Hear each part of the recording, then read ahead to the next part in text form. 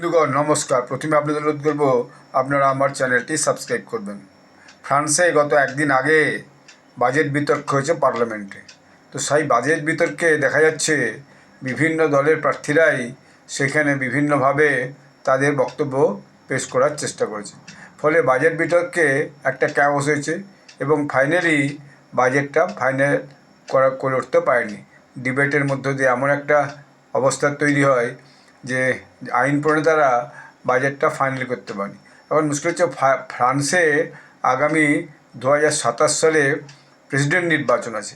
এখন এই প্রেসিডেন্ট নির্বাচনকে কেন্দ্র করে বিভিন্ন দল, বিশেষত বামপন্থী এবং দক্ষিণপন্থী মূলত, বা সেন্টার লেফট সেন্টার রাইট বলা যায়, তারা নিজেদের মতো করে গুটি সাজানোর চেষ্টা করছে যে কে কীভাবে ফ্রান্সের যে রাষ্ট্রপতির পদ, সেই রাষ্ট্রপতি পদে যে পৌঁছাতে পারে। এখন ফ্রান্সে যে মূল যে বিরোধী দলনেতা, সে হচ্ছে রাইট উইং দলনেতা, সে হচ্ছে মেরিন লে পেন। তো মেরিন লে পেনের ন্যাশনাল পার্টি, তিনি এখন জোর দিয়ে চেষ্টা করছেন যাতে আগামী দিনে সেই জায়গায় পৌঁছানো যায়, প্রেসিডেন্সিয়াল পদে পৌঁছানো যায়। তিনি আগেরবারেও চেষ্টা করেছিলেন। এছাড়া কী হয়েছে, আর যে সমস্ত দক্ষিণপন্থী দলগুলো, তারাও নিজের ওই পদে যাওয়ার জন্য এখন দেখা যাচ্ছে দক্ষিণপন্থী দলকেই দুর্বল করে দিচ্ছে। এখন 1 বছর বাকি। এখন ফ্রান্সের ফাইন্যান্সিয়াল ইয়ার জানুয়ারি থেকে ডিসেম্বর, ক্যালেন্ডার ইয়ারের সঙ্গে 1 জানুয়ারি থেকে হচ্ছে যে 31 ডিসেম্বর।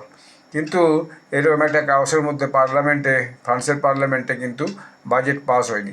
এখন দক্ষিণপন্থীরা যদি নিজেদের মধ্যেই একটা আভ্যন্তরীণ লড়াই শুরু করে, তাহলে পরে সেখানে জয় পাওয়া খুব মুশকিল।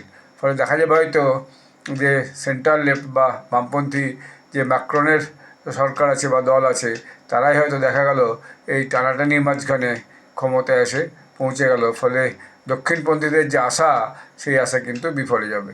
এখন এই যে মেরিন লে পেন, তারই বা কী ফল হবে সেটা একমাত্র আগামী দিনে বোঝা যাবে। কিন্তু এখন 1 বছর যে নির্বাচনে বাকি আছে, এখন থেকে সবাই এই বাজেট আলোচনাকে কেন্দ্র করে বিতর্ক তৈরি করে আর ফরাসি জনগণের কাছে প্রিয় হওয়ার চেষ্টা করছে। কেউ তো চাইছে আগামী দিনে যাতে জনগণকে সাবসিডি বেশি করে দেওয়া যায়, অর্থাৎ পিপল সেন্ট্রিক বাজেট করা যায়। আর সরকার চাইছে না, এমন একটা বাজেট করা হোক যে বাজেটটা আগামী দিনে দেশের সার্বিক উন্নতিতে কাজে আসবে।